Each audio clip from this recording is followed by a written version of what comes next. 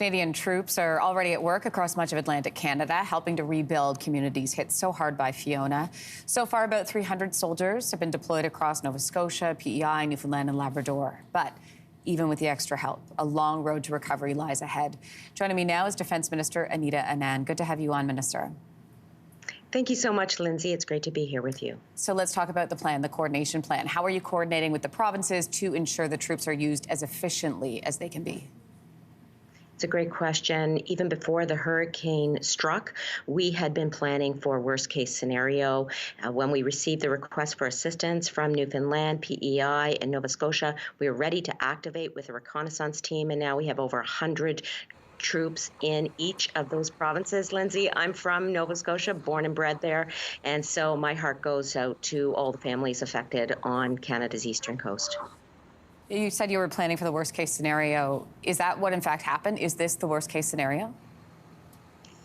We are still monitoring all of the damage and working with local officials on the ground, hydro companies, provincial governments, the Red Cross, local volunteers, first responders, and we will do whatever it takes to ensure that we're cleaning up the roadways and removing debris and helping life get back to normal as soon as possible.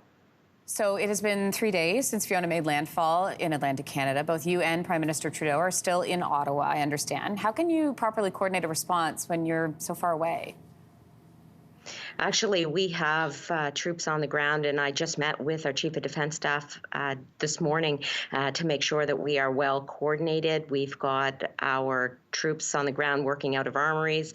We also have Margaret Brook, HMCS Margaret Brook, that is sailing to southern Newfoundland today to conduct wellness checks with Canadian Armed Force members there. So we have a very tight network, and in fact, our Prime Minister will be traveling eastward today to visit community members and local responders. So you mentioned the troops on the ground. What kind of progress has been made so far? We are seeing progress. We are seeing roadways reopening. We are seeing the number of people being able to come back to their homes. But the reality is that we will keep going. We will provide assets and resources, human personnel, for as long as needed. We are there for the short and the long term for this country at the Canadian Armed Forces. That's what we do. We've responded to natural disasters across this country, and Hurricane Fiona is no different. We are very much involved and embedded in this cleanup effort. Minister, an equal number of troops were deployed, my understanding, to all three provinces, right? But in places like Port aux Basques, for example, Newfoundland, more than 20 homes were washed away. In fact, we were just talking to the Premier, Premier Fury, and he was saying they're hearing numbers as high as 80 homes that are not livable across several communities, and that number is most likely going to rise.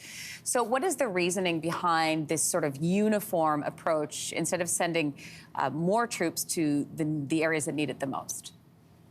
Actually, it's not uniform. We didn't simply divide the number of troops by the number of provinces requesting. We are responding to the needs of the province directly. And so wherever there are tasks for the Canadian Armed Forces, we are deploying troops. And that is one of the reasons why we are deploying HMCS Margaret Brook to the southern coast of Newfoundland. There are greater needs there. There are greater needs for more troops, and we are going to be seeing up to 150 troops deployed there as well.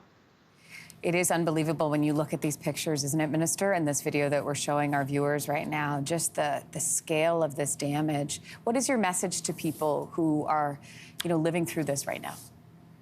As I said, I'm from Canada's East Coast, and I was born there. And I have a deep sense of compassion for what families and community members are going through.